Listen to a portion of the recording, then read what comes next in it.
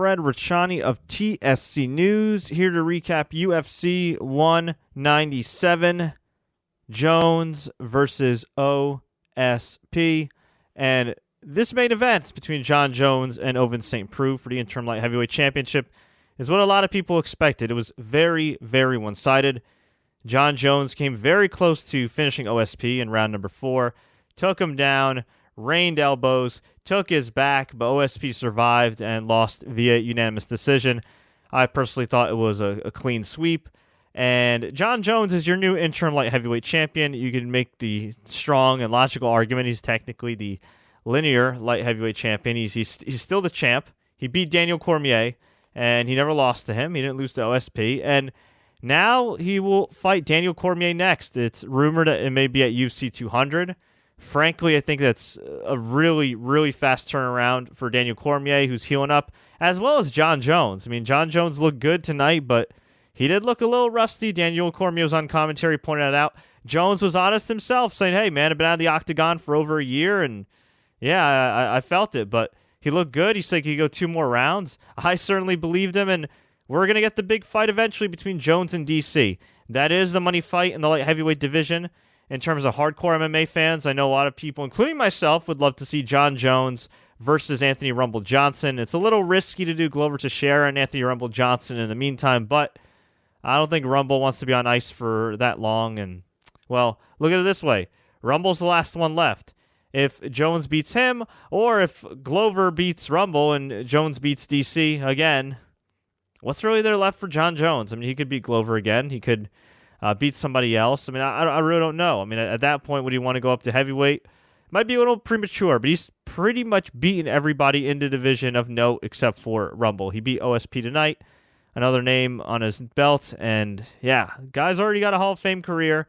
Guy's already maybe the greatest of all time, and yeah, he sure looked it tonight, but it was not a particularly exciting fight.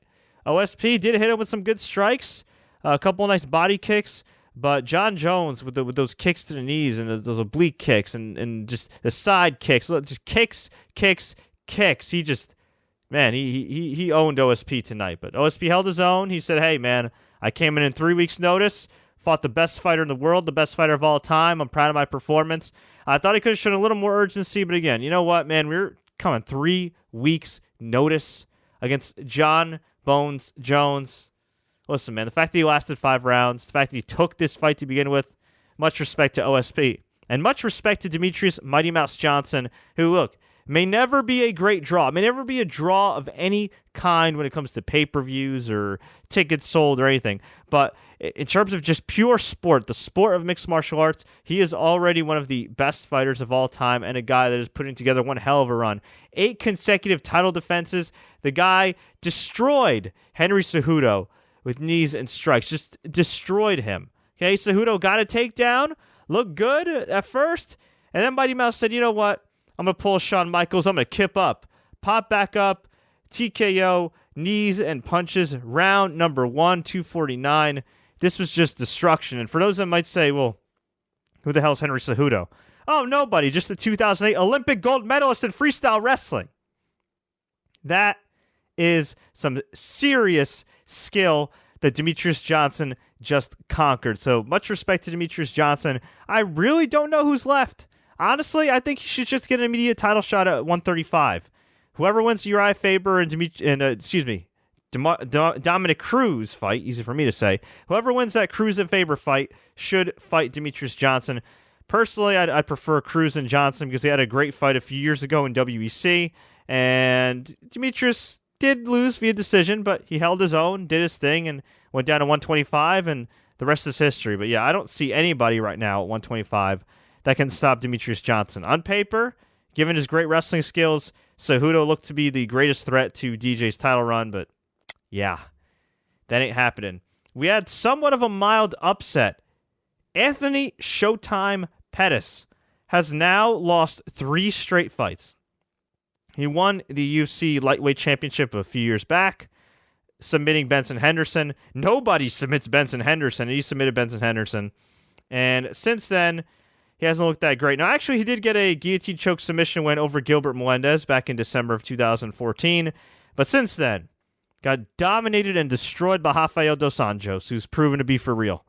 He got beaten by Eddie Alvarez. It was a close fight, but still, he got beaten there. And he clearly lost via unanimous decision to Edson Barbosa tonight. Just got rocked, tagged with leg kicks. Oh my God, the inside of his legs were just brutal. I don't know what you want me to say, man. They were just brutal. And you look at his ribs, all bruised up. Oh, man. Edson Barbosa, he did his thing here. This is the biggest win of his career. He's a guy to me that always looked to have the potential to be a top contender, but for whatever reason, something was just kind of stopping him. A lot of times his chin. But he looked good tonight. Got the biggest win of his career over the number 3 ranked guy, and I expect he's going to be a little bit higher than number 8, and I would hope that Anthony Pettis is lower than Edson Barbosa this time. Sometimes the UFC media rankings are very weird. I know they're used mostly for marketing purposes, but if Pettis is above Barbosa, come on, man. Just hand in your credential. We also had Yair Rodriguez against Andre Fili. This was a good fight. Yair Rodriguez in round number 2 knocked him out with a flying head kick. Go out of your way to see this one if you haven't seen it on Imgur already. It's freaking awesome, or Vine. Robert Whitaker had an awesome fight with Rafael Natal, winning via unanimous decision. This is also a really good fight. And in the prelims, they're okay. James Vick beat Glyco Franca via decision. Carla Esparza beat Juliana Lima via boring unanimous decision. Danny Roberts beat Dominique Steele via decision. And Sergio Pettis beat Chris Kalidas via decision. So at least Sergio Pettis got a win for the family. As far as on the prelims go, Kevin Lee beat Efrain Escudero. Rogerio de Lima beat Clinton Hester via arm triangle choke in round number 1. And Walt Harris beat Cody East via TKO in round number 1. So overall, a decent card. Really was hurt with the injury to Daniel Cormier. I felt like the heat for this card just disappeared. OSP, God bless him, but the guy had literally nothing to say. Nothing to hype himself. You know, no trash talk, no nothing. I'm not saying you got to beat Chael Sonnen or Conor McGregor, but my God, man, sell yourself here. It was Jon Jones single-handedly carrying the hype of this fight the last 3 weeks, and when Beyonce dropped her album out of the blue, plus the NBA playoffs happening, plus the Golovkin fight happening, man, that's a lot to take away from the UFC 197 buzz. But have no fear, because whether you're a casual fan or a hardcore fan, if you weren't feeling this pay-per-view, we got some good stuff lined up, because we got Rockhold versus Weidman coming up. We got Miocic versus Verdum. We got Anderson Silva against Uriah Hall. Okay, there's going to be some really good fights coming up here. So let me actually pull up. I'm actually going to pull up the schedule. Even on free TV, we got Andrei Arlovsky versus Alistair Overeem, which frankly looks like a better card. I mean, Bigfoot Silva against Struve. Gunnar Nelson against Albert Tumanov. I mean, that's a pretty good top 3 fight lineup right there. And then UFC 198 next month, which features Miocic Verdum, Jacare and Vitor Belfort, Chris Cyborg on the card, Shogun against Corey Anderson, Damian Maia against Matt Brown, which I think could be the fight of the night. I mean, that's pretty damn good. Got a couple fight nights in between. And then you got Rockhold Weidman 2, which also features Cruz versus Faber 3. So some good stuff coming up. A lot of really good, entertaining fights coming up, at least on paper. As far as any that I think are going to really excite a lot of fans, like McGregor-Diaz would have, or a Ronda Rousey fight would have. I don't see that on the horizon unless they decide to compromise and put McGregor back on UFC 200. And if they don't, for the love of God, salvage that fight between Diaz and McGregor. Put it on UFC 201. McGregor unretired, for those that don't know. It's a negotiating ploy. They're going back and forth. I don't believe this is about media obligations. I believe this is about McGregor wanting more money, whether it be for media obligations or fighting, or just in general, because he feels like he deserves more money. And you know what? He probably does deserve more money, but he may have overplayed his hand here. So that kind of also overshadowed UFC 197. But overall, decent pay-per-view.